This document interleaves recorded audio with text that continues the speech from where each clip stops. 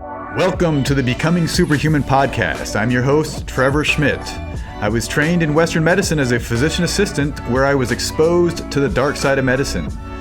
Through self-education and biohacking, I've figured out ways to hack my system, becoming a better version of myself. We'll explore the wisdom and insight of my findings with each episode of the Becoming Superhuman podcast. All right, welcome to the Becoming Superhuman podcast. We have a special guest here today, Joyce Gerber, who's a health and nutritional consultant, coach, clinician, and practitioner. She's also an educator and a speaker, and she's been practicing for about 42 years, so she's got tons of experience that we can tap into today. Joyce, how you doing? Oh, I'm doing great. Thank you so much for inviting me. No problem. So 42 years as a naturalist, can you give me a little background and what that means, what you've been doing? Sure. Well, it's a very funny story how I got involved in this originally. I was 20 years old, and my big kind of declaration of independence from my parents was I had been with them in Miami Beach for 1 week the year before, and from New York. Mm-hmm. So I wound up going to Miami Beach, and back then it was safer to hitchhike than it is now. So I used to hitchhike to get around. I didn't drive at the time. And it was incredible. This guy named Johnny, I wish I knew his last name. I would love to find him and thank him. He picked me up, and he was totally passionate about nutrition and fasting and juices and cleansing. And he brought me to a place on 71st and Collins Avenue in Miami Beach called the Health Hut. And it was a health food store and also a restaurant. And I just took to it like a duck to water. You know, up until then, I was a little carnivore. I knew nothing about the connection between food and health. It was more about food and calories and gaining weight and losing weight and diets. And all of a sudden, I'm in this world where I'm reading all these books of people who had been seriously ill and used food as medicine. Mm-hmm. And by the foods they chose, they got well. But everything was delicious. Like, I didn't feel at all deprived. So that was my humble beginning. And everything I've done over the last 42 years professionally started from that. That's amazing. And so you were a carnivore before, and that, just to kind of frame a reference, 42 years, and that, you know, because I grew up in the 80s, so that's around the 80s, right, when you started doing this stuff? No, I actually got turned on to this in the 70s. Okay. It wasn't until the 80s that I took my first steps of study. When I was already just learning about nutrition and health, but I had a friend named Emily who mentioned she was starting massage school. This was originally in 78. I left halfway through, and then I went back again in 81. And I remember thinking that's a great first step, because I knew I wasn't interested in traditional Western medicine. So I didn't want to invest all the time to get an MD license or a nursing license when that wasn't the path I wanted to go down in terms of helping people get well. Mm-hmm. So with massage school, the Swedish Institute in New York, it was almost a year-long course. You graduated with a license. You were legally allowed to, put your hands on people and touch them. Mm-hmm. You had a comprehensive study of anatomy and physiology. So that was my first step. From there, they had postgraduate courses in reflexology, which is a special type of massage on the foot. Mm-hmm. The foot is like a map of the body, as are the hands, the tongue, the ears, and the eyes, which I studied. That's called iridology. So I studied reflexology. I studied shiatsu, which is a more Asian form of massage. Rather than strokes on the body with oil, it's fingertip pressure. And it's sometimes called acupuncture without needles. Right. So that was my first foray into getting a professional license or certification. So can you tell me a little bit more about the iridology? You said that was with the eyes. What do you do with that? So, yes. So after I studied the body work part of it. I'll just tell you a little bit in chronological order.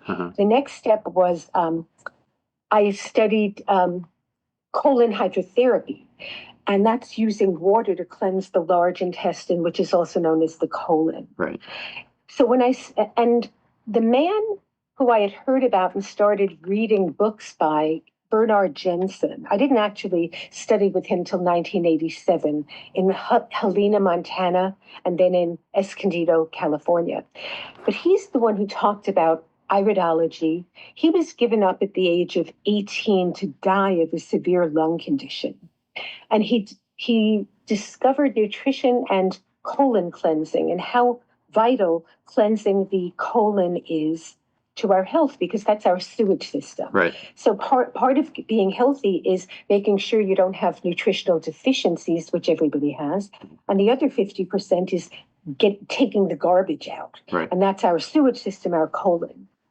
But he somehow came across the study of the eye and how every part of the eye, every color, every marking in the eye corresponds to an organ or a gland or a system.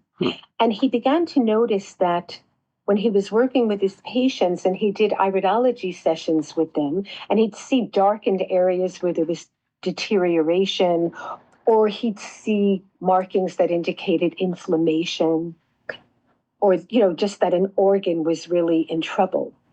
And he put that patient on a very focused diet with nutritional supplements and using food as medicine. Months later, their eyes would look different.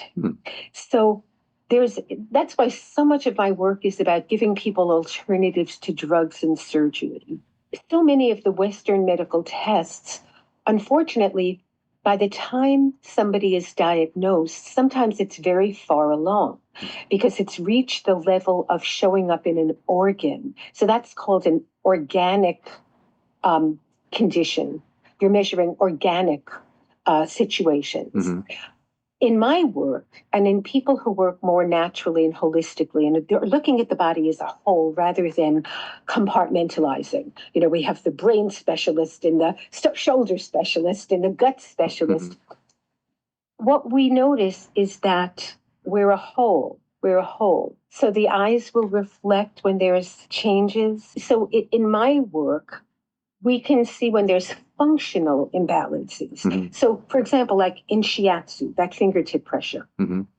If I'm pressing along a certain, what's called meridian, which corresponds to an organ, if there is tenderness or pain for you when I'm pressing, well, that's an indication that that meridian, the energy isn't flowing freely. And they often say that before something becomes a physical manifestation of disease, it starts out as an organic imbalance. So in holistic naturopathic functional medicine, we have all these indicators that are non-invasive. They will not be harmful when we're not allowed to say diagnosing. But if I'm evaluating or assessing you by fingertip pressure or by looking in the iris of your eye, and I see things that indicate there's imbalance, there's blockages, well, I can use food, I can use fingertip pressure.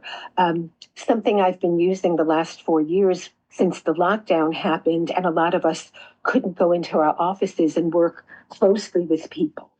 As I did with colon hydrotherapy, I've started to use red light therapy. Now, red light therapy is amazing. What I work with is it looks like a tanning bed. Right. So when you get into it, it infuses every cell of your body with red light and near infrared light. And the thing that's so special about near infrared light frequencies is we have little energy factories in our cells known as mitochondria.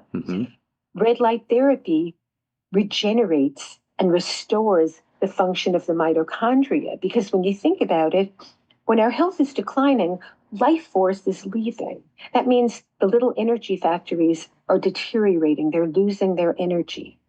When we're declining, our food is not giving us enough vital life force and nutrition that we need. So we can make very significant changes in the worlds of getting the right light frequencies into us, getting the right nutrition into us, Mm-hmm. using systematic methods to pull poison out. So that's kind of the world I inhabit and what turns me on and how I love to help people. That's awesome. Yeah, I've heard of the red light therapy, and I just interviewed a gentleman last week that was a CEO of a company that did red light therapy. And interesting, I know that you have the bed, and I actually have one of those beds in my office as well. But this gentleman had a smaller unit that was meant to be used for like athletic pain that you can put on your neck or your elbow or wherever it hurts. It's kind of interesting. And they said that it significantly improves, the inflammation, to decrease pain. Well, it's interesting that the technology I work with, the name of it is trifecta. And the reason the doctor named it that was because what was obvious immediately was it addressed face, which can be any kind of skin situation. I mean, it can be cosmetic, but also people who have been dealing with wounds and burns, people who are diabetic. Mm-hmm. We've actually saved people who thought they were going to need amputation. And it's not us saving, it's the actual technology. That the healing frequencies of the sun, the light rays from the sun, can be powerful in their healing. Mm-hmm. So it was face, fat. So it definitely helps with fat and weight loss. Mm-hmm. And healing. It can be any of the itises, wherever in a condition that ends in itis, whether it's arthritis or phlebitis, veins, so many different itises. It doesn't matter where in the body it's located. It's all about inflammation. Mm-hmm. And inflammation is a real indicator for us because, as Dr. Bernard Jensen used to talk about, inflammation starts with irritation. And irritation in the body happens because there's something in our bodies that has come into our bodies that's not supposed to be there. Or something that, like, for example, cancer cells, in a way we say, well, they shouldn't be there. The whole mentality in our culture is we want to get them out. We have to cut them out, burn them out, nuke them out, chemicalize them out. Mm-hmm. The thing is, our bodies have such an innate push to survive. We have a blueprint to survive. So when we keep getting inferior quality foods and the body doesn't have the conditions it needs to thrive, the cells will do their best to keep replicating and staying alive in inferior conditions. But what happens is, when you start having a cell that's replicating, but it doesn't have the minerals it needs, it's lacking oxygen, it starts to be able to live without oxygen. And that's why cancer cells die. When you bombard the body with oxygen and minerals and enzymes, which are in living foods, chlorophyll, which comes from the green plants and vegetables and herbs, a cancer cell can't survive. So instead of waging war on the cancer cell with toxic methods, simply by not giving it what it needs, they always say, whatever you focus on gets stronger. Mm-hmm. So if you take your attention from waging war with the cancer cell and you turn it to, let's infuse Joyce's or Trevor's body with the best things on the planet, disease just kind of naturally falls away. So that's how I like to work with people. You have mentioned like frequencies in reference to light. Do you have any experience working with sound healing? I know that there's people doing great things with sound. At the moment, the bed that Dr. Carl Rothschild created, the thing that was the biggest focus was the light. I know there are modalities out there that work with sound. I think at some point they're going to be joined and probably be working together, perhaps in one unit. Mm-hmm. But right now, I'd say it just seemed like at the same time the pandemic started and, I couldn't do my colon hydrotherapy with people. That's when I had known Dr. Rothschild since 2004. So this was in 2020.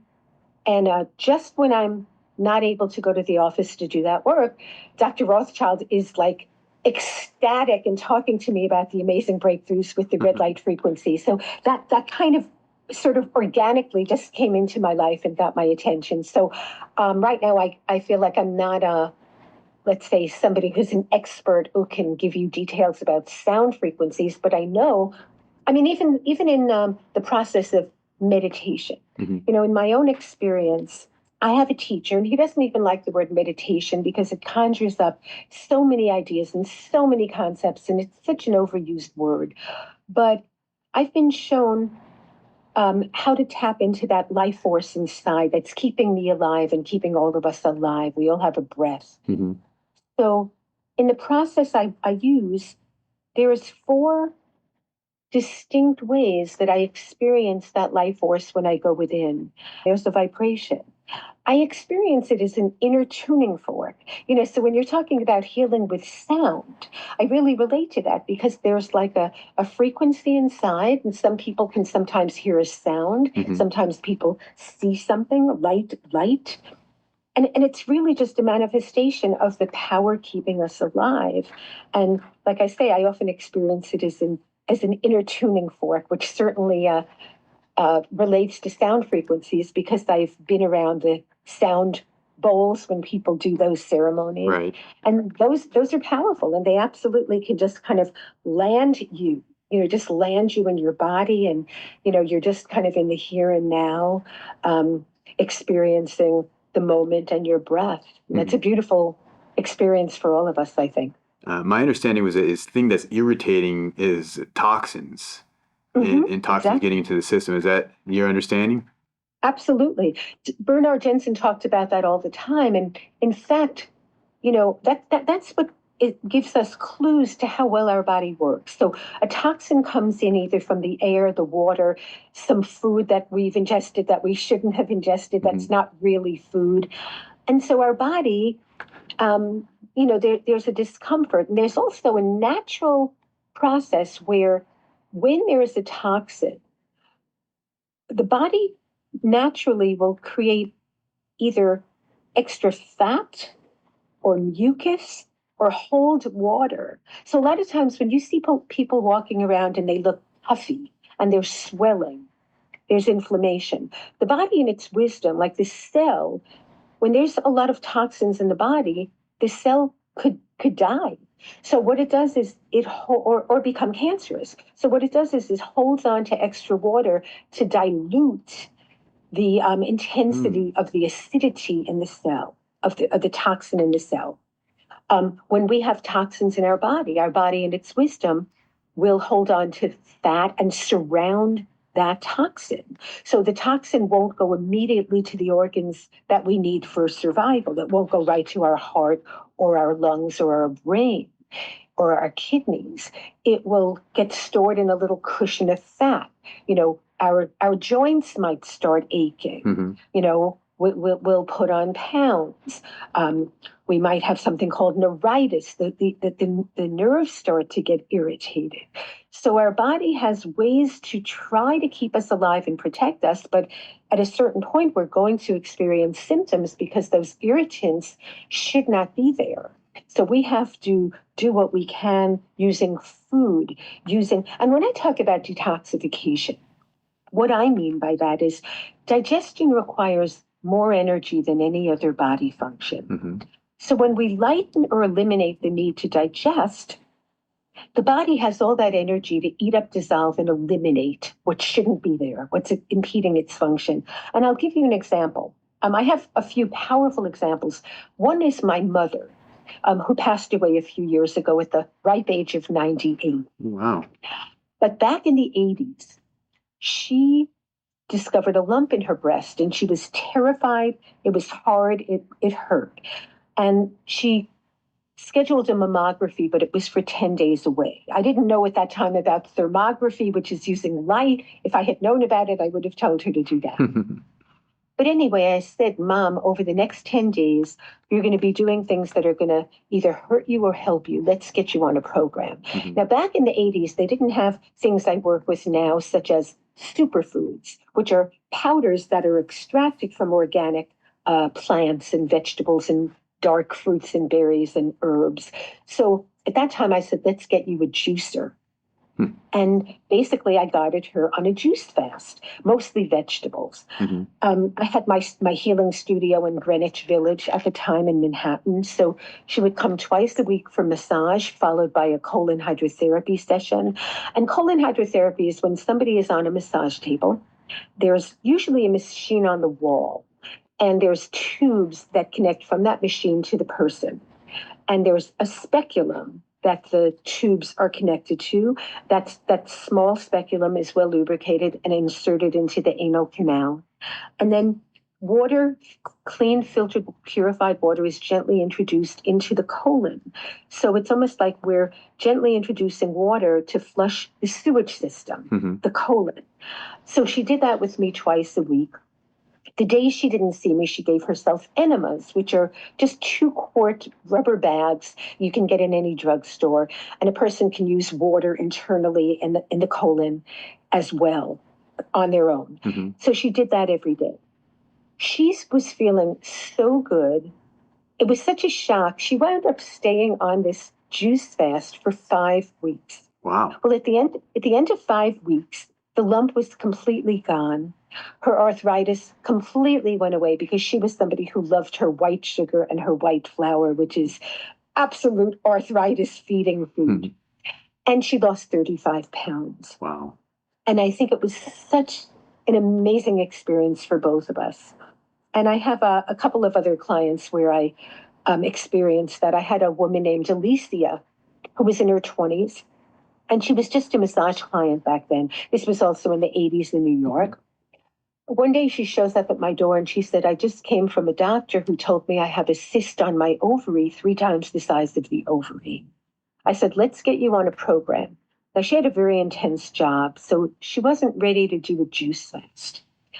So in her case, I eliminated all animal food, all white flour, white sugar, dairy, tobacco, alcohol, caffeine. So she was eating a lot of raw vegetables, salads, fresh squeezed juice.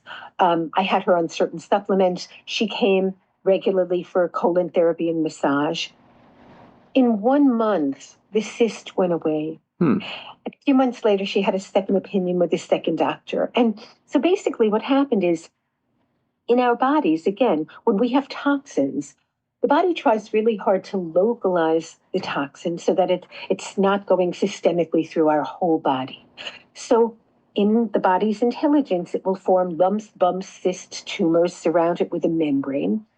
And so because Alicia was eating very clean foods or drinking lots of fresh squeezed juices, we weren't doing anything to feed the toxic load. We were doing everything to eliminate the toxic load. Often they say that cysts, bumps, lumps, and tumors happen from caffeine, from dairy foods, again, the white sugar, the white flour, the chemicals. And so that was very exciting. Alicia found me years later, after I moved to California in 93. She found me and she said, after all those years, she never had that problem again because she followed the principles I had taught her for nutrition. That's awesome. And if I may, I have one other exciting story. Sure. These 3 always stand out to me. There was a woman, gosh, I forgot her name at the moment, but when she came to me, it was 2004, and I was doing colon hydrotherapy. And she didn't tell me till afterwards, or I would not have done the colon therapy with her. But it turned out she had what's called diverticulitis. I had her fill out a form, but she just didn't tell me. Diverticulitis is where there's so much inflammation in the gastrointestinal tract, the colon, and little pockets. There's so much internal pressure in the intestinal tract that little pockets pop out along the walls of the membrane, and they get irritated and inflamed. She had this condition for 4 years. She was on a medication called Flagyl. They wanted to do surgery, and she had pain every day. Well, by then I was beginning to work with the superfood. So I got her on a superfood program, which, just like the juices, infuses the person with alkalinity. That's a particular chemistry that we need. Trevor, I'm going to ask you to remind me to come back to this because I just want to talk about the importance of alkalinity. Okay. Alkalinity is, I don't know if you remember from high school chemistry, um, but all substances have either an acid or an alkaline chemistry after metabolism. Mm-hmm. And our blood is slightly alkaline. Acid and alkaline would be, let's say, this is 0 and this is 14, and right in the middle is 7. So anything 7 or above, 7.1 or above is alkaline. Anything from 0 to 7 is acid. So to maintain good health, blood chemistry, we need 7.35 to 7.45. And so the reason I've mentioned this is the only foods that create an alkaline chemistry are fruits, vegetables. They're fresh squeezed juices, not bottled juices, but fresh squeezed with the enzymes intact. Sprouts, unpasteurized miso, which is a fermented soybean paste, raw sauerkraut from cabbage, seaweeds. There's a few grains like quinoa, millet, and amaranth, and almonds. Those are basically our alkaline foods. So when you think about it, the majority of foods everybody eats is from, meat and dairy and animal foods and eggs and sugar and white flour and pasta. So with Andrea, she was the woman with the diverticulitis. So I got her on a program which infused her with alkalinity and enzymes, and it was also high water content. When you want to get well, all the foods that are not juicy and watery are more what's called concentrated. So we want to put high water content foods, minerals, enzymes, and alkaline foods into the body. Mm-hmm. Well, I did that with Andrea. Something I also do in my work is I take people on a guided tour through the health food store. And I can do it virtually or in person. And I love doing that because it's so much fun. I think a lot of times when people are told they have to change their diets, immediately they feel deprived and overwhelmed. Mm-hmm. So I discovered that if I meet people in the store and I do a hands-on show and tell, and if they tell me the foods they love, they love bacon and eggs, Mm-hmm. I can show them plant-based versions of things that taste like bacon and don't have the nitrates and nitrites and the toxic side effects or the acidity that bacon would have. Mm-hmm.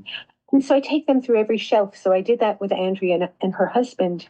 And in 1 month, she was completely out of pain after 4 years.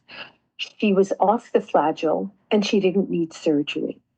So Trevor, for me, having this experience in my life with people is so exciting. And I love being able to serve people in this way. Yeah. No, it's amazing that what food can do. I've had my own journey with food, and I met with an individual that helped, put me on this path, 5 or 6 years ago, and it was the food really that started me down the path of this biohacking and trying to become my best version. So I'm well aware of the benefits of food and, getting away from medications. I've also done the colon hydrotherapy, so I have some personal experience with that. And so I know that makes a difference. That made a big difference for me. And I've definitely done, I actually just got off of a 7-day fast. Makes you feel like a rock star. All the inflammation goes away. So all the aches and pains just disappear. And it's like, it's magical, like if, and I don't have a lot of issues, a lot of pain, but the fact that the stuff just goes away just blows my mind. I think you kind of get in this mindset that, and this is normal, and I'm getting old or whatever the case, but that's not the truth. You're absolutely right. You're absolutely right. My sister visited for 10 days recently, and I tried really hard to bring us to restaurants that we could both find things in. Mm-hmm. But, I know in situations like that, like I might wake up the next morning and if I have a little achiness in a finger or a joint, and I immediately use superfoods or I make a fresh squeezed vegetable juice, it is incredible. Immediately, you're right, that pain goes away. I mean, food truly is medicine. Mm-hmm. Yeah. Now, you mentioned earlier that kind of caught my ear when you said that our body, in response to the toxins, increases the water in order to it was a dilute? Is that Yes, the word that you were yes, using? Can you yes. explain a little bit more about how that works? Sure. Yeah, Bernard Jensen was my all-time favorite teacher. I also studied with another top teacher, was Anne Wigmore, the grandmother of wheatgrass and living foods. But Bernard Jensen talked about how when we're toxic, when we have irritants, when we have things in us that shouldn't be there, the body will hold on to extra. And just today, in fact, I posted it. I saw it and I posted it on my Facebook and I sent it to myself. Sometimes when I come across things that are articulated well or something that's explained in a certain way, I email myself. There was a doctor, and I'm sorry, I can't say his name right now. I don't remember his name. But it was such a simple explanation about magnesium and the heart. And he was just saying, and this I've known for decades, when people have certain symptoms like palpitations or high blood pressure, it's really that there's a deficiency of magnesium many times, but he was specifically talking about high blood pressure. Mm-hmm. A blood vessel, an artery, has muscles. And so we need calcium to contract the muscle. We need magnesium to relax it. So if we're walking around, and magnesium is the third most needed mineral in the body, and so many people are deficient in it. There are so many symptoms of mineral deficiency, and they're found a lot in the yellow and orange fruits and vegetables.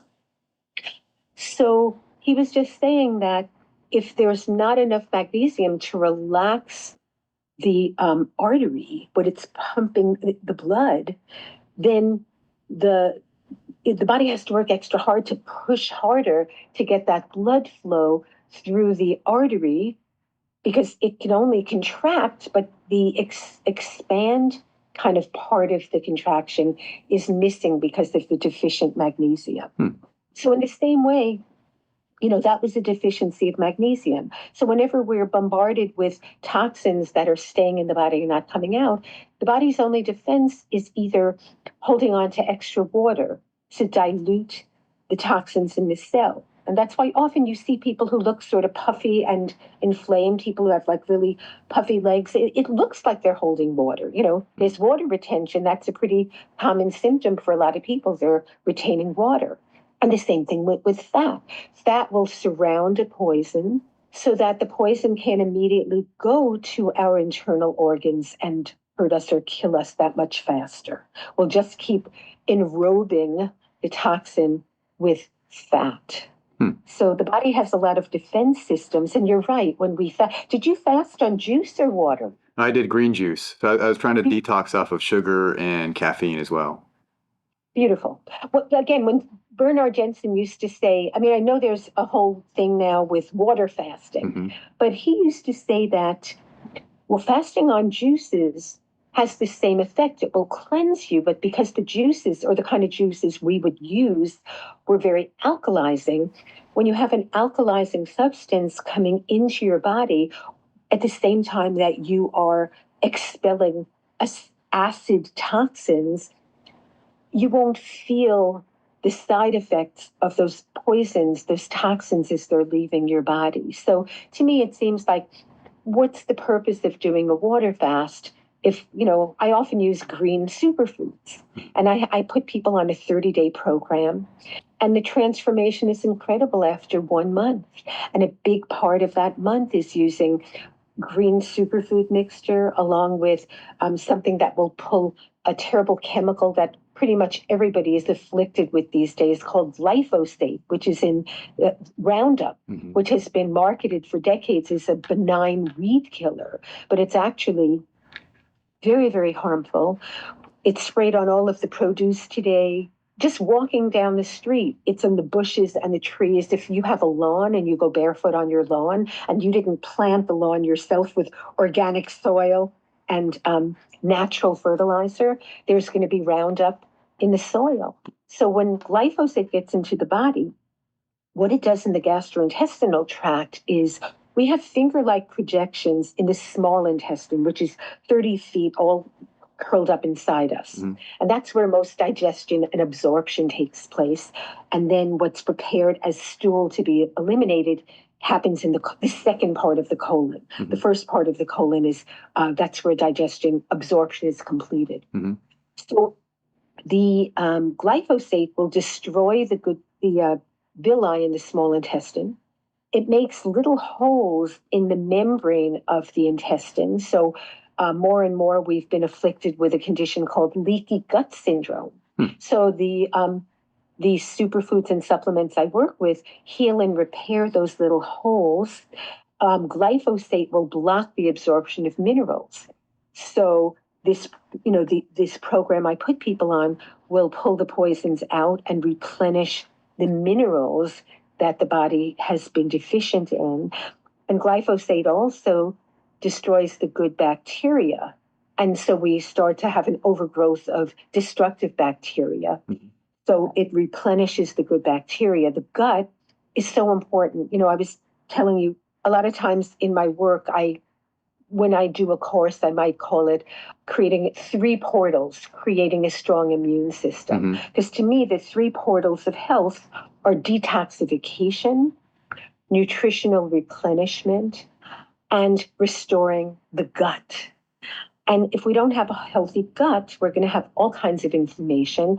That's where the immune system suffers. And I think so much of what the suffering over the last 4 years is the fact that so much of what we eat and how we live and the chemicals we're bombarded with really destroy the immune system. So in the work I do, one of the things I have a hard time about with our Western way of helping people, there's a whole mentality in the pharmaceutical industry and in the medical industry of attributing everything that's wrong with people to something out there that's just jumped into the body and people have no control over it. So we're constantly running to get tests to see what's wrong. Mm-hmm. And we just blame it on a virus, a bacteria, a germ, or a cancer cell. And one of the things that's so important for me to impart when I work with people is we're like farmers. And, our body and our blood is kind of like the farmer's soil on the plot of land he or she has. And so when you want a seed to grow and become a plant or a vegetable or a fruit or an herb, you pull the weeds out. You make sure there's enough sunlight. You make sure there's enough water. You pull up any pebbles. You might put a fence around it to keep animals away. And in the same way, if we keep tending our soil, our garden, our blood with the minerals, the enzymes, the high water content, the oxygen, the chlorophyll, and we keep taking the garbage out, we should be having 2 to 3 bowel movements a day. And so many people these days go 3 or 4 days without one bowel movement. All of that will create disease. So instead of having the mentality of waging war with the pathogens, let's keep tending our soil so that it's totally unfriendly to any pathogenic organism, and a pathogenic organism can't survive. The analogy I use sometimes is, if we have a noisy upstairs neighbor, we're not going to solve the problem by puncturing our eardrums. If we do that, yes, we won't hear the noise, but we also lose our hearing. Mm-hmm. So taking in medication, that all that medication is going to do is it's going to interrupt the message from the afflicted part of your body. If you're in pain and suddenly you take in a pill or you get an injection, and it stops the message from that part of the body to the brain. So you no longer know you're in pain. That's almost more dangerous because pain is meant to alert the body that something's wrong. Mm-hmm. If you cut a part of the body out, how many times people have cancer? They cut a part of the body out. The doctor says, we got it all. And within a year, they have cancer somewhere else.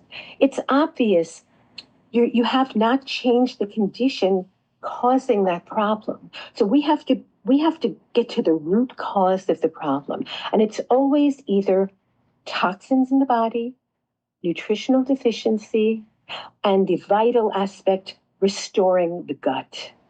So that's my world. I think you work the same way, Trevor. Yeah, absolutely. I think gut cleansing and cleaning it out has been it's really important. I think, my experience with the sugar is I love sugar like most people do, right?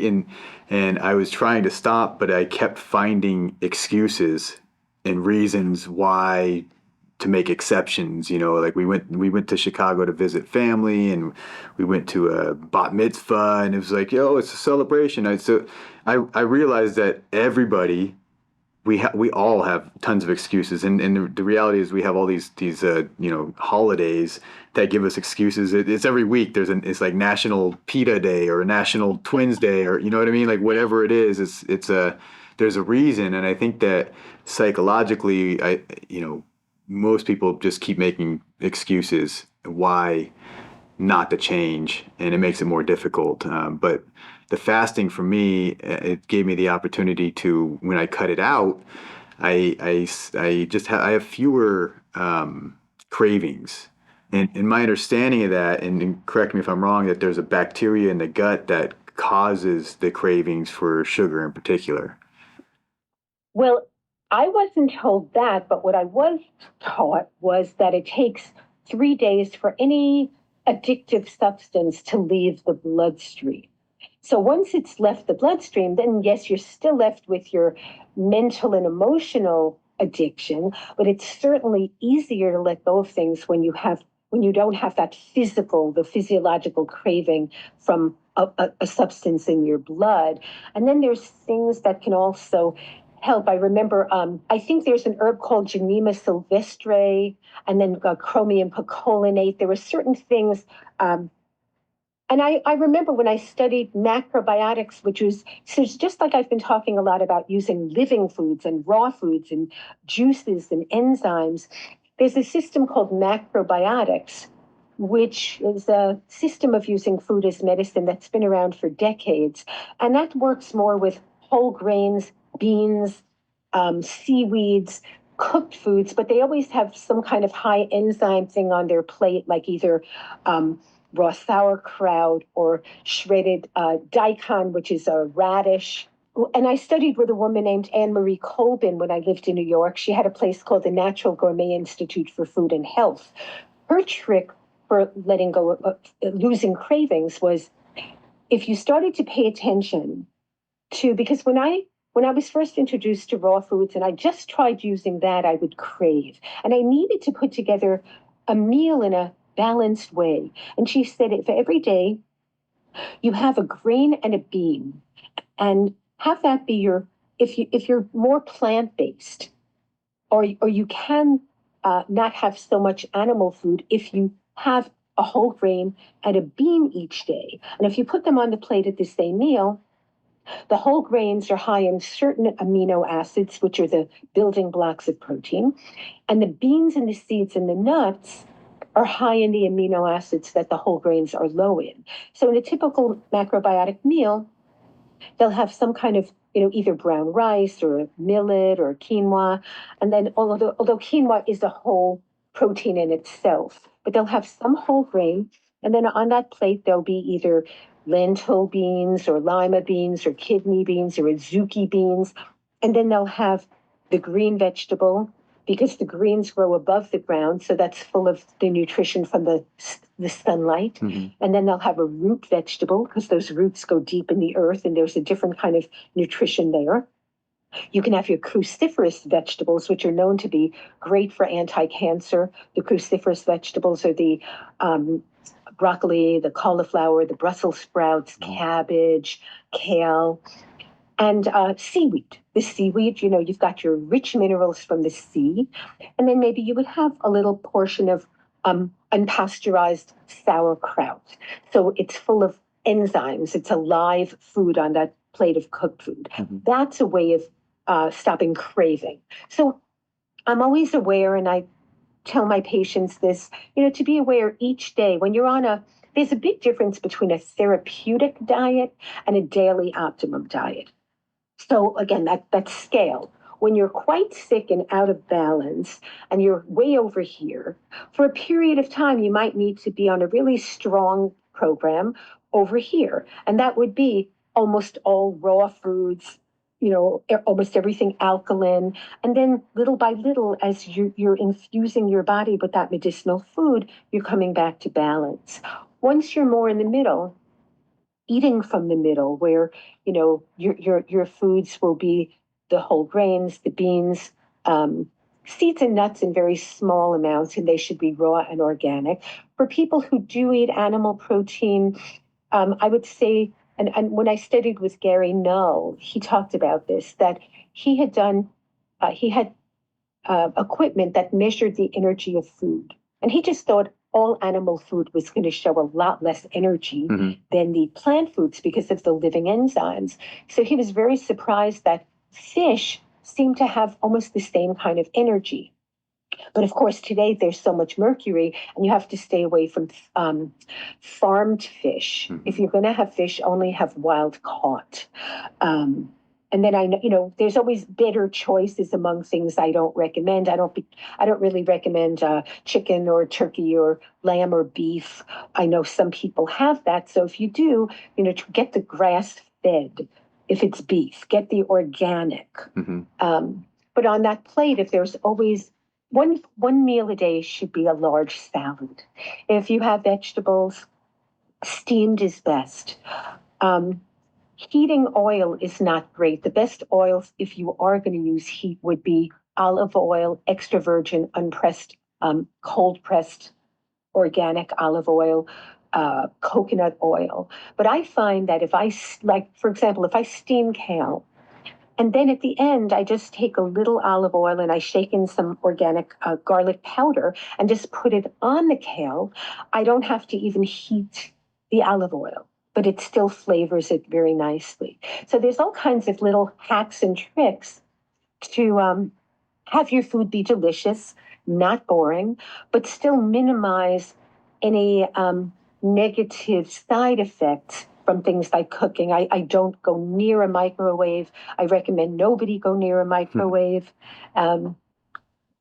So yeah, that was a long-winded answer to your question, Trevor. It started out with, cravings, cravings.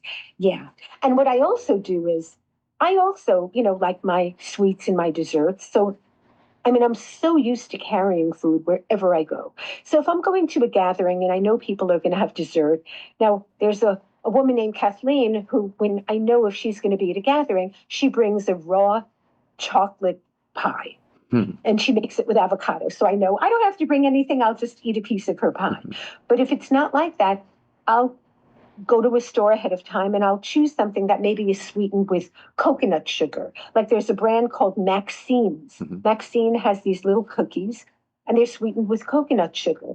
Coconut sugar doesn't affect your glycemic index. It won't make your blood sugar rise. Okay. So there's ways of choosing the best of a certain category when once in a while you're going to have it. So you're not totally deprived all the time, because I think total deprivation makes people binge. So it's like learning what's the best once in a while and what are the things, the foods or the supplements to use to cut down in the craving that I feel as I go about my day. So good for you, Trevor. Yeah. It sounds like you're doing the right things. Thank you. I just read in some book that kind of echoed what you were saying, in that, when people ask, what's the best thing to eat? And his answer is what's the best thing to eat right at that moment, as opposed to in general. So if you have options, you want to choose what's the best option. It may not be the ultimate best, but when you're in a situation, you have to decide. And that's I think, becoming conscious of it, right? Yes. And the thing is, it's the purpose of eating healthfully isn't that it's a new religion and we have to be zealots. The whole idea is, when there's an awareness, what I put in my body is a direct connection to how I'm going to feel. And, then people say, this guy ate well and he got hit by a truck. Of course, you never know if there's going to be an accident or an injury. But in terms of things going on with the body systems, the organs, there's a direct connection between our food choices, the amount of poisons that accumulate and don't come out, and how we feel, and symptoms we get, and diseases we get. So it's what we do most of the time, not what we do once in a while. Mhm. Um, and I think that's a way to, be able to live your life enjoying food, not getting stressed. If you make a choice that's unwise, the next day you can do something to cleanse your body. It's not about paying penance. It's about, I want to keep feeling good in my body. I kind of strayed yesterday. I don't want to do it again today. I'll be more conscious today. That's Right. that's the best we can do. Yeah, that totally makes sense. Now, I have a question for you. You have this tagline that says "Own your health." What did you mean by that? So, yes, when I say that to people, or when because it seems like I've been interviewed quite a bit lately, or I'm participating in podcasts or online summits, which I'm going to do on Friday.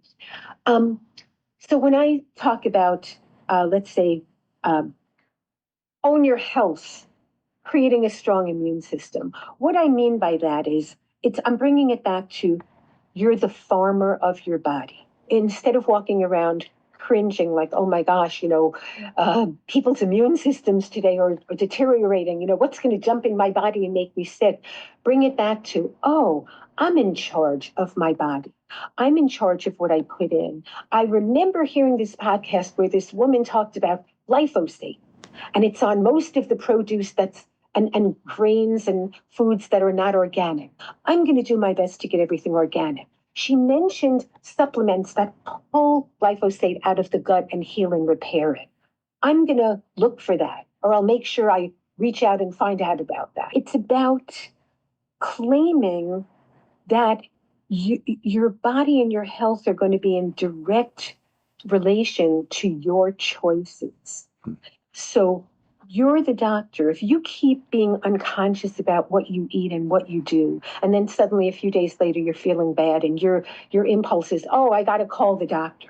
You're going to call the doctor. You're going to go to the urgent care center. What are they going to do?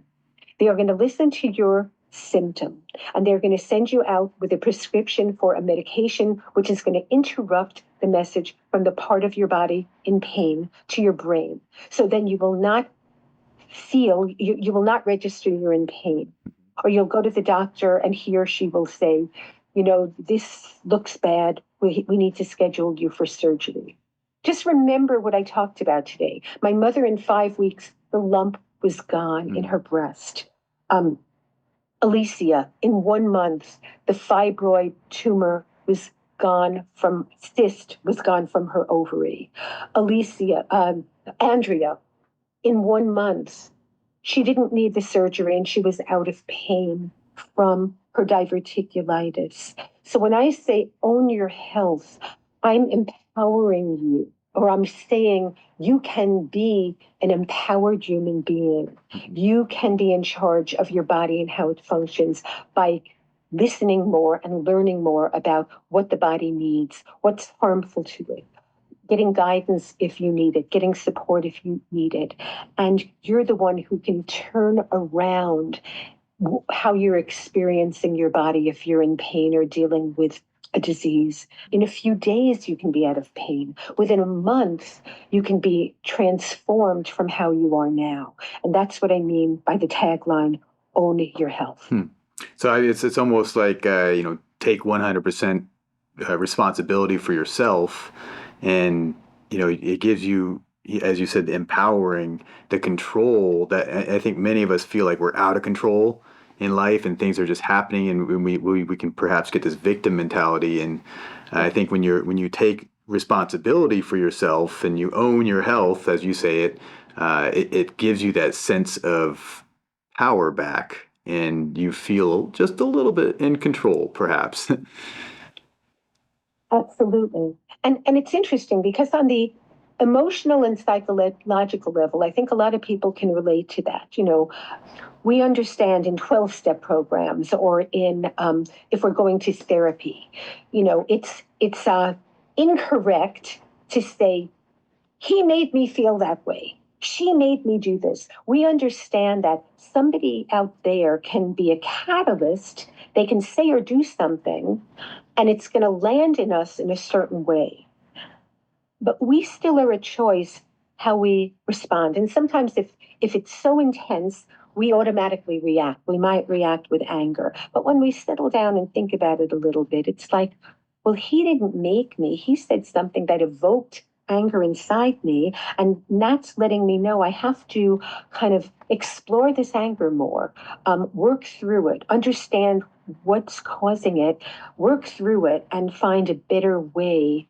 Heal that anger. Heal that anger. If I'm pissed at something my mother did when I was 2, and I'm having an interaction with you and getting angry in the present moment, I can say, you made me mad, but the truth is I have something unhealed. I have an unhealed wound or defense in me. So I need to take responsibility for healing that. For some reason, I think on a physical level with health, it's harder for people. And I think it's because food is so close to us. It's such an intimate relationship. And we don't want to have to be bothered with, is this bad for me? Is this good for me? I just want to enjoy this and ignore it.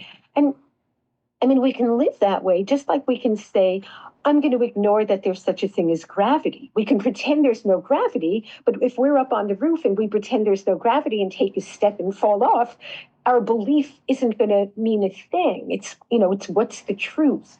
So the truth is what we put in our bodies matters. Are you going to accept the truth of that?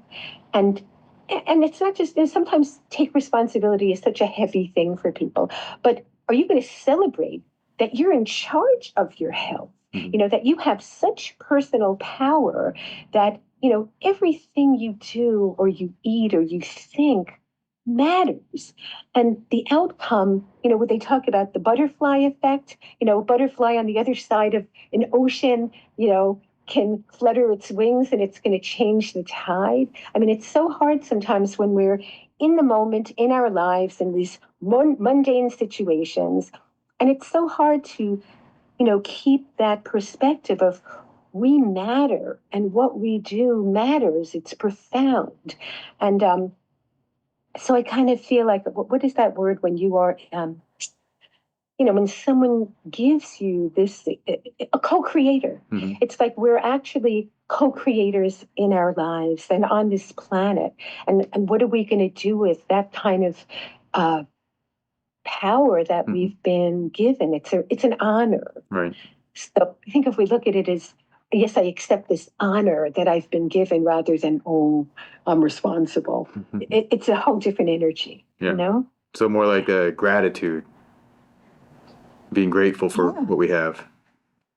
Yeah. And just, it's like, wow. I mean, like, look at the, the creative force, whatever that is, whatever creator, great spirit means to you, that as human beings, we've been charged with being responsible for these incredible human bodies. We've been charged with taking care of the earth and the animals.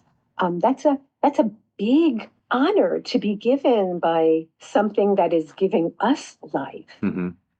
So, I really appreciate your inviting me here. This has been a beautiful experience for me talking with you. No problem. You have to get going? No, I'm fine. I can hang out with you as long as you want. Okay. I had another question about you had this extreme health in 90 days program. Can you kind of walk us through that and what that looks like? So as I mentioned before, in 30 days, usually when I start working with a person, I start out focused more on detoxification because that's almost like addressing the foundation of the building.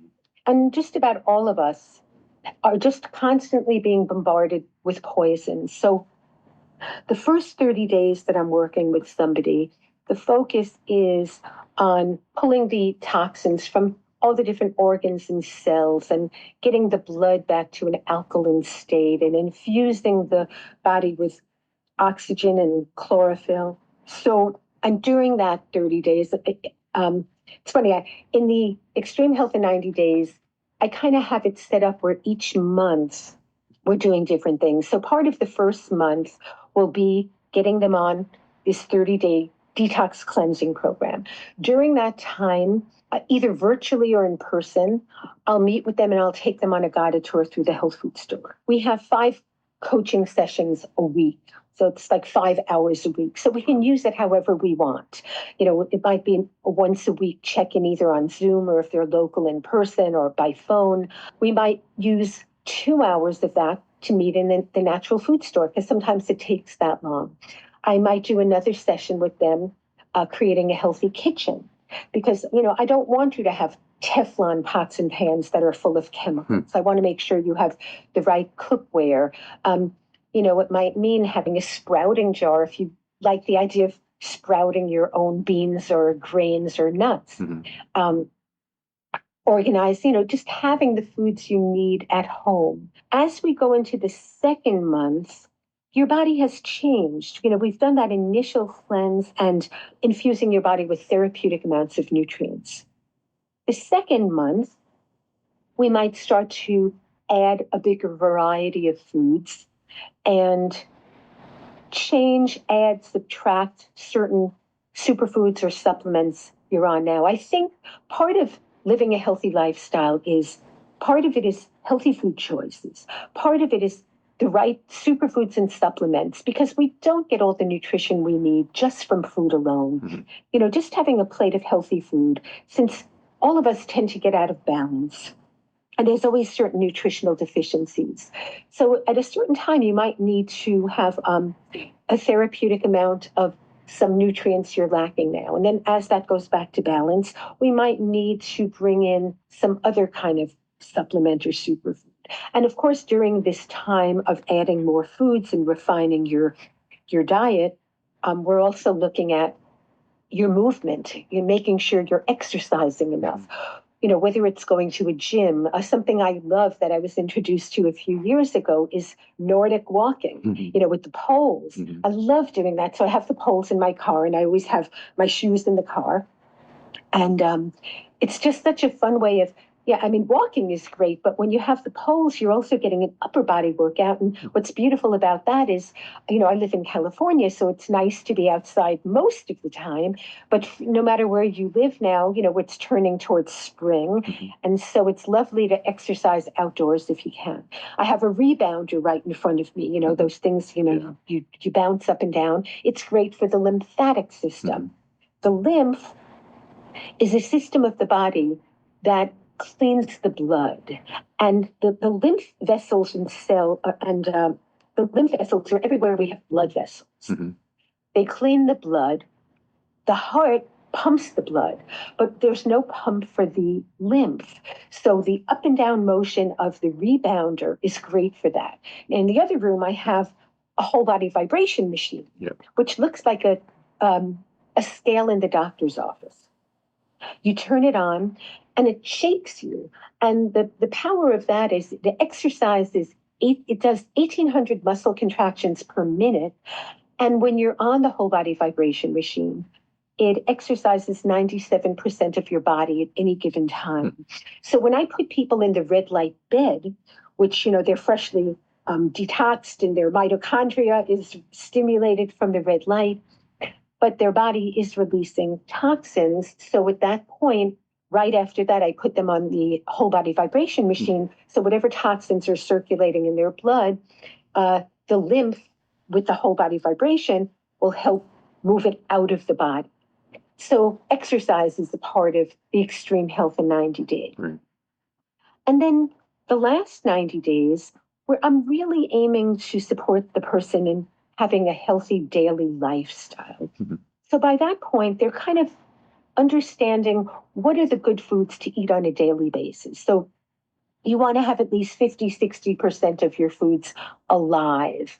You're going to have some cooked vegetables. You're going to know how to use the plant proteins, the grains and the beans and the seeds and the nuts.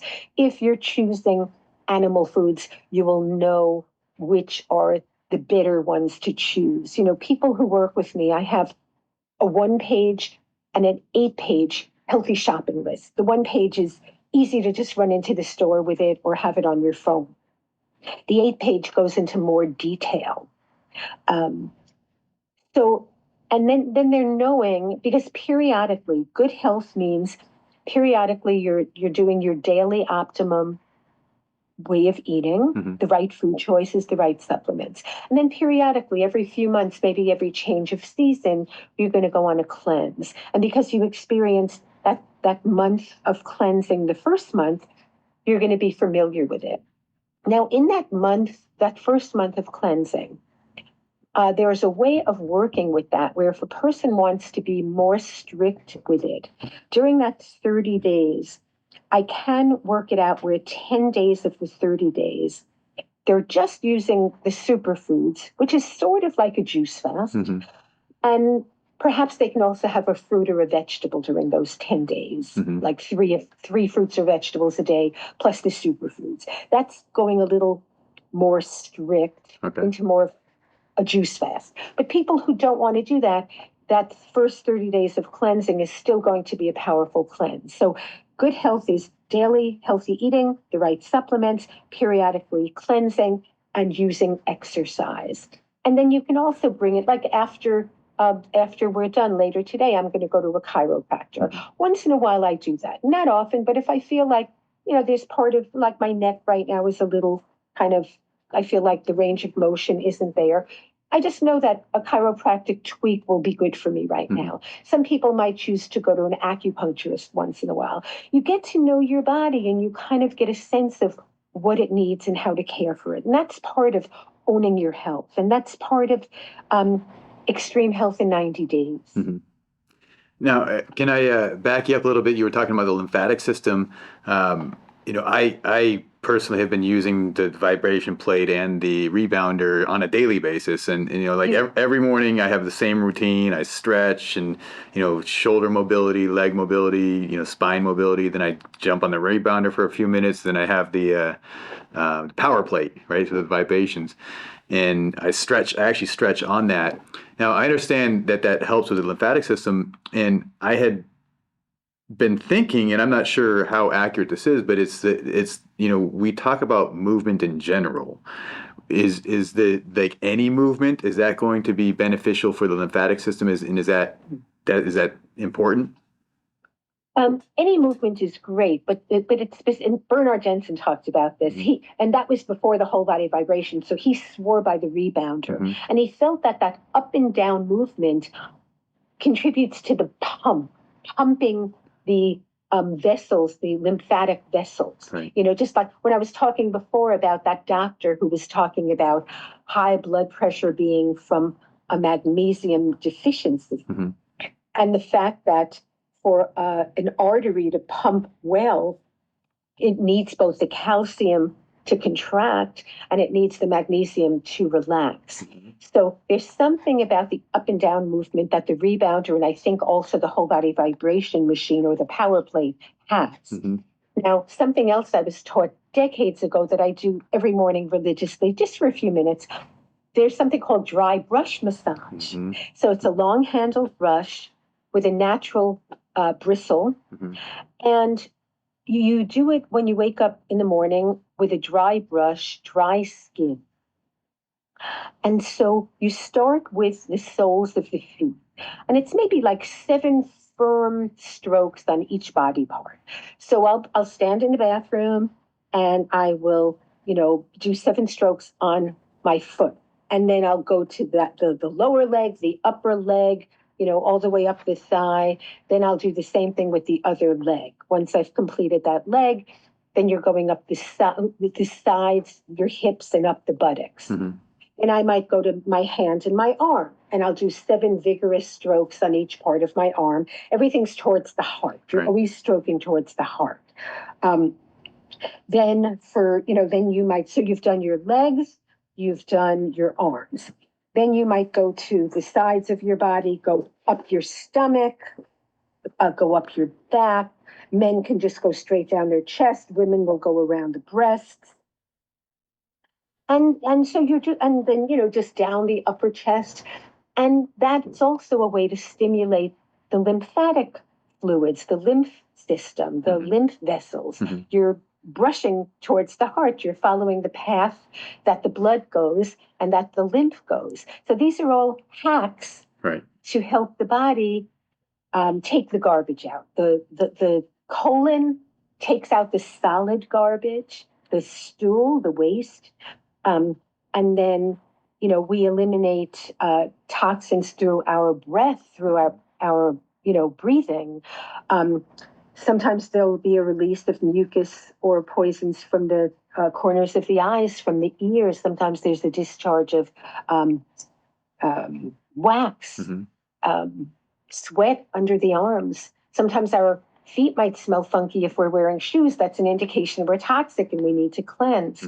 And so these are all hacks, ways of working with our organs and systems of elimination. So the organs of elimination are the lungs. The skin is the largest. Lungs, skin, kidneys, bladder, colon.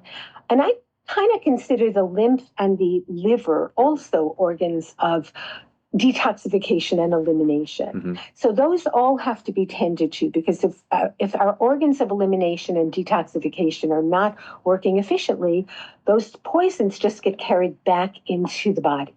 I remember Bernard Jensen saying that when the colon is sluggish and not working well, the lungs have to take over some of the function. And in Chinese medicine, it's interesting, when I studied shiatsu, they taught lung and large intestine together in the same class. Interesting.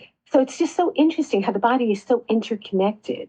Right. But that's great that you do the power plate. And which do you do first, the power plate or the rebounder? And how long do you do each? I do the rebounder for just a couple minutes. And then I get on the power plate for probably about 10 minutes. And the power plate has like 1 minute cycles. And so I'll go through different stretches for about 10 minutes total. That's great. Yeah, I've been doing it for about 6 months now, and it stays with my routine because I feel like it makes a difference. Oh yeah, absolutely. You're giving your system of elimination, because yes, the circulation is so important. So it's like you're giving beautiful attention to your circulation and your lymphatic elimination. You're absolutely going to benefit a whole lot from being consistent with that. Now, I had heard that the lymphatic system, and one person described it as with the rebounder, is almost as if there's like, how with the blood, the venous blood, there's valves, and so it can't backflow. So with the contraction of the muscle, it pushes the blood back towards the heart, and then it can't backflow. I don't know, I'm not familiar with this enough, but the lymphatic system was described in a similar fashion, that there was like a gate. So when you rebound and you get that weightlessness, it allows for the lymph system to progress forward, and then you go back down and it kind of gets blocked, and then you go up again. And have you heard of that? I just know, no, I mean, I don't think there's, or at least for most people, there's not a contraindication for that kind of motion on the rebounder or the whole body vibration. I don't think it's like you're going to get the benefit of the movement, but you're not going to undo it by landing. You know what I mean? I think the total effect of the up in the air pumping motion, whether it's the rebounder or the power plate, ultimately is just a good thing. You're not going to undo it. Right. No, I guess more what I was saying is that if the lymph system only flows in one direction, is that correct? I believe that's accurate. Yeah. Okay. Yes. Yeah. So then basically the movement pushes it ahead, and then it can't backflow. Is that your understanding? Yes. Yeah. Yes. Yeah. I hear what you're saying. Yes, I do. I vaguely remember that from Bernard Jensen talking about that. The valves. Yeah. What would you want your legacy to be? Oh. Basically, I just want to leave the humans on the planet with an accurate understanding of their bodies, so they don't have to be afraid living in their bodies. As you were talking about feeling out of control, it's like, I never, isn't our time here really is about self-actualization? What fully and truly is a human being? And it's like, if we realize who we are on every level, we're here to, know deeply who we are and be connected to our source. and know that and experience that love and peace is inside us, that health is our birthright. The birthright of our body is health. We're born with a blueprint for health inside us. Mm-hmm. So if I can empower people in their health to know what it is they need to do to caretake this wonderful instrument, to wean away from right now the pharmaceutical, it's an industry. Mm-hmm. Big agri, big pharma, Western medicine is such an industry. And I'm so sorry that it's so incentivized by profits over people. And I value people over profits. So I want, I'm almost like feeling emotional here, but I feel like, I want my people to thrive. I want them to be happy and healthy. I just feel like I want my people to be happy and healthy and thrive. And I'm appalled at how people are being lied to these days.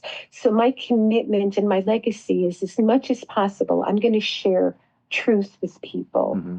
truth about who they are, truth about their health, truth about what can contribute to their health, happiness, and well-being. And if I feel like when I'm ready to leave the planet, or when when I'm taken, I've contributed more than I've detracted. Mm-hmm. I'm sure I've detracted in my life during times when I've been unwise or haven't been very skillful in my words or my actions.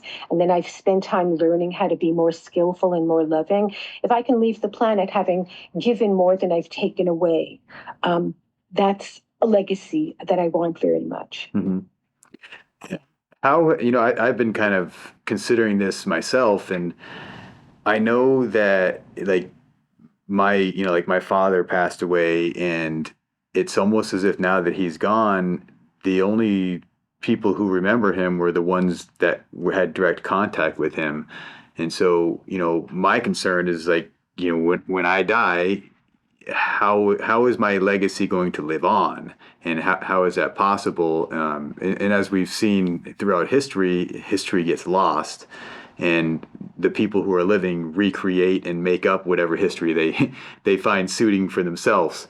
So, have you thought of any ways to perhaps document your message in maybe a book or content or something of that nature for it to live on? You're inspiring me. There are 2 books that have been on the table that I'm working on, and I keep I have a real issue. I'd love help. Let me tell you, I feel like I have enough information for 5 lifetimes.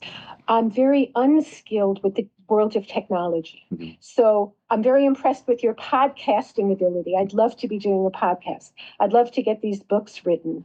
I'm in the middle of that. But just things like all these technological things on the computer are challenging for me. I'd like very much to be creating online courses Mm-hmm. so that people will be able to download them and have this information, when I'm gone. And I mean, I just think of my teachers so fondly, and some of the teachers I had, it was kind of before podcasting and before all the videos and online courses, but I have some of their books. Mm-hmm. So, thank you for reminding me and inspiring me about that, because there are beautiful ways, there are vehicles right now to, structures to put the information into. Mm-hmm. And I would like very much to do that. Yeah. So I'll tell you what, I'll commit in front of you and your audience that by the end of the year, I'm going to have at least 1 online course complete.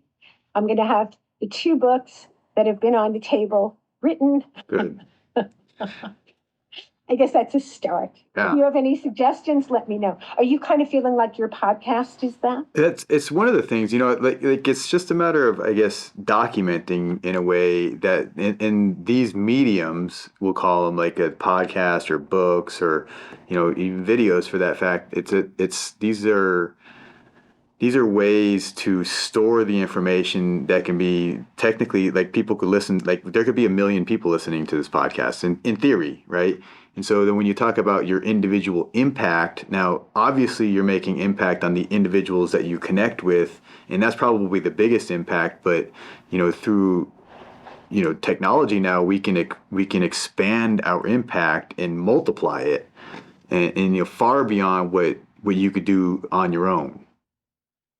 Well, that's why it's interesting when the lockdown occurred in March of 2020. I had been wanting for a long time to do the switch from the one-on-one seeing patients in an office in a brick and mortar location, because I know that's very restrictive. How many people can you reach that way? Right. But when you take it to the airwaves and, the online and, the written word or the spoken word and get it out there, I mean, that is a beautiful way to reach more people. So for me, I want very much to be doing that more and more, and just putting out the word here. I need help. So if I could get another person or a team of people to help me do that, I feel like there's so much information I want to get out to people. Mm-hmm. And so I understand your motivation for, having realized and doing this podcast. And I really congratulate you for doing it. Thank you. Well, I'm in the process of trying to do these same things as well, and I'd like to create platforms to create educational type material as well. So perhaps somewhere in the future we might be able to work together, and maybe I can help push you over the edge and get you going. I love collaboration. I'm always very inspired to partner with another person or a few people and do something as a team. So I would love to do that with you, Trevor. Let's talk about that after this. Absolutely. All right. Well, let's conclude the interview here. So thank you so much for giving us your time and your expertise and knowledge and truths. I learned a lot from you, and I appreciate you very much. Oh, thanks a lot. It's been a pleasure being here. I've really enjoyed this podcast. I didn't know I'd enjoy it. It was great. Thank you. You're a very good interviewer. Thank you. Gandhi said, "Be the change you wish to see in the world. You must choose to become superhuman." Thank you for listening to this episode of the Becoming Superhuman podcast. I'm your host, Trevor Schmidt. Be sure to follow our social media channels. We'll see you next time.